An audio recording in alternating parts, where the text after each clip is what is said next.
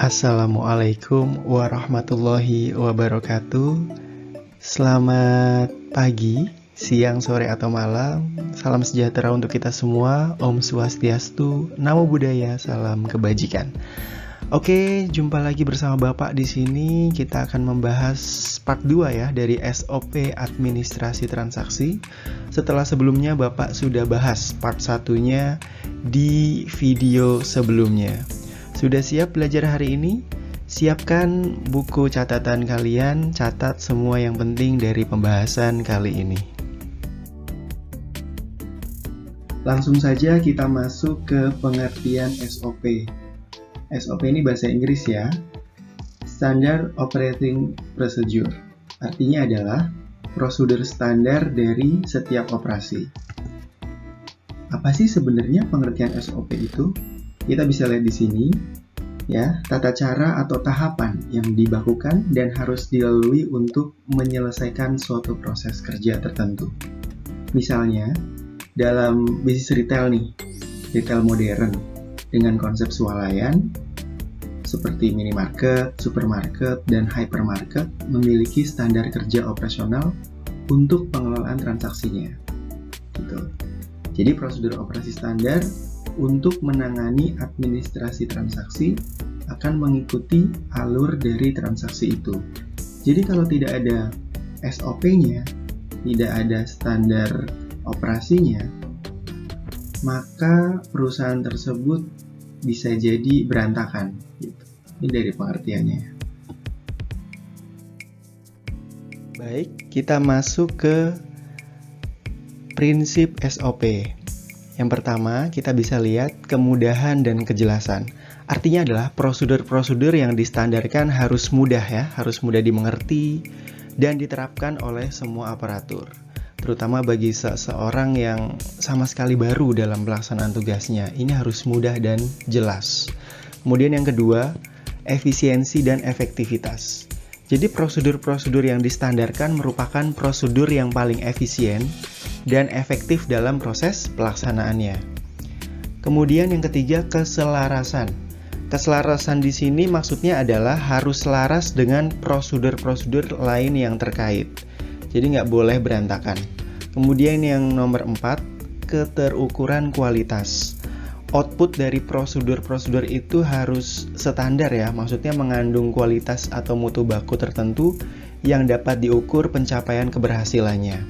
Harus begini, harus begitu gitu. Jadi terukur. Kemudian yang kelima, dapat menyesuaikan diri atau dinamis. Maksudnya adalah disesuaikan dengan kebutuhan peningkatan kualitas pelayanan yang berkembang dalam penyelenggaraan administrasi pemerintahan. Selanjutnya, berorientasi pada pengguna atau pelanggan. Jadi, harus mempertimbangkan kebutuhan pengguna, customer's need, sehingga dapat memberikan kepuasan kepada pelanggan. Kemudian yang ketujuh, ada kepatuhan hukum. Maksudnya adalah memenuhi ketentuan dari peraturan-peraturan pemerintah yang berlaku. Ini harus ya. Kalau misalnya ada SOP yang berlawanan dengan hukum, itu tidak boleh. Kemudian yang terakhir, kepastian hukum. Jadi harus ditetapkan oleh pimpinan sebagai sebuah produk hukum yang ditaati dan dilaksanakan. Ya. Jadi ini harus ada kepastian, jangan sampai SOP ini dibikin oleh yang bukan berwenangnya. Oke. Lalu untuk apa sih manfaat membuat SOP itu? Gitu. Jadi apa sih manfaatnya? Ini kita ngomongin SOP dari tadi. Kita lihat di sini bahwa manfaat dari membuat SOP adalah menjaga konsistensi. Artinya, setiap pekerjaan kita harus konsisten. Kemudian memberikan kejelasan prosedur. Langkah-langkah dalam bekerja juga harus jelas. Prosedurnya itu harus jelas. Kemudian terdapat kejelasan peran dan posisi. SOP itu mengatur ya, job desk kamu tuh apa, peran kamu tuh apa dalam perusahaan, dan posisi kamu itu ngapain di situ. Jadi nggak cuma duduk-duduk, nggak cuma kurang kerjaan gitu, tapi ada kejelasan peran di situ dalam perusahaan ketika kamu bekerja. Kemudian menjamin proses kerja yang telah ditetapkan. Maksudnya adalah proses kerja yang kamu lakukan di tempat kerja itu terjamin. Ketika kamu mengerjakan sesuatu, yaitu jaminannya adalah memang seperti itu gitu pekerjaannya. Kemudian meminimalisir kesalahan dalam kerja. Ketika kalian tidak ada SOP, kalian akan menerka-nerka. Ini kerjaan saya sudah benar atau belum ya? Tapi ketika ada SOP, tinggal ikutin aja SOP-nya. Kemudian cepat mengidentifikasi kesalahan. Ketika ada sebuah kesalahan, kalian cepat nangkep gitu. Oh ternyata ini nggak sesuai standar, nggak sesuai dengan SOP. Makanya dia bisa membantu kita dalam mengidentifikasi kesalahan SOP itu. Terus membantu dalam melakukan evaluasi pekerjaan. Ketika sudah selesai, apa nih kekurangannya dari pekerjaan yang kita lakukan. Nah, SOP membantu dalam melakukan evaluasi pekerja. Selanjutnya kita akan belajar tentang SOP administrasi transaksi. Kalau tadi SOP secara keseluruhan, ini SOP administrasi transaksi. Itu ada apa aja? Ada 5 ya. SOP administrasi pembelian tunai, SOP administrasi penjualan tunai, SOP administrasi penjualan kredit, penerimaan kas, dan pengeluaran kas. Kita bahas satu-satu. Untuk SOP administrasi tunai, jadi di sini kalian harus tahu ya, standar dalam menerima atau dalam melakukan pembelian tunai itu apa aja. Misalnya bagian penjualan atau produksi, ada bukti permintaannya gitu kan. Kemudian survei pasar. Terus perusahaan yang menjadi supplier barang adalah perusahaan yang mampu secara rutin menyediakan pasokan barang. Ini SOP-nya.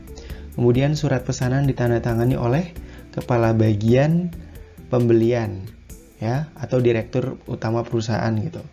Terus kemudian membuat perjanjian yang memberikan perlindungan terhadap barang yang dibeli, seperti garansi, retur barang, kemudian informasi penting lainnya, itu juga masuk ke SOP administrasi pembelian tunai. Kemudian yang terakhir, membayar jumlah transaksi sesuai dengan prosedur pengeluaran kas. Oke, itu poin 1. Kemudian yang kedua, administrasi penjualan tunai juga diatur. Contohnya adalah misal permintaan pelanggan dibuktikan dengan surat permintaan. Jadi pelanggan tuh kan mau membeli barang di kita, otomatis kita sebagai perusahaan menjual gitu. Kemudian negosiasi dibuktikan dengan bukti pertemuan berupa notulen ya. Kalau misalkan kalian punya kolega misalnya mau transaksi di kafe atau di mana gitu, itu juga harus ada notulennya. Kemudian sampai kepada faktur, invoice itu juga harus rangkap. Terus bukti penerimaan uang, kwitansi itu juga harus ada gitu. Terus mengirimkan barang yang dijual dengan cepat dan memastikan keutuhannya sampai ke tangan konsumen. Itu juga termasuk SOP administrasi transaksi. Terus yang ketiga, administrasi penjualan kredit. SOP-nya seperti apa? Yaitu harus ada permintaan pelanggan juga dibuktikan dengan surat permintaan sama kayak penjualan tunai. Tapi yang di sini membedakan adalah adanya faktur ya, faktur kredit. Kemudian disetujui oleh manajer. Jadi kalian sebagai tenaga penjual harus mendapatkan izin dulu dari manajer apakah ada pembeli ya yang ingin menjual secara kredit gitu. Jadi jangan sampai salah paham, salah langkah di sini. Terus yang terakhir, kirimkan barang yang dijual dengan cepat kepada konsumen sebagai pelayanan yang sempurna. Nah, kemudian ada tambahan di kredit juga bisa disisipkan ya, yaitu peraturan-peraturan kapan lunasnya, jatuh temponya kapan gitu. Itu dalam faktur ada. Kemudian yang nomor 4, administrasi penerimaan kas. Artinya adalah ketika ada uang masuk, gimana nih administrasinya atau SOP-nya?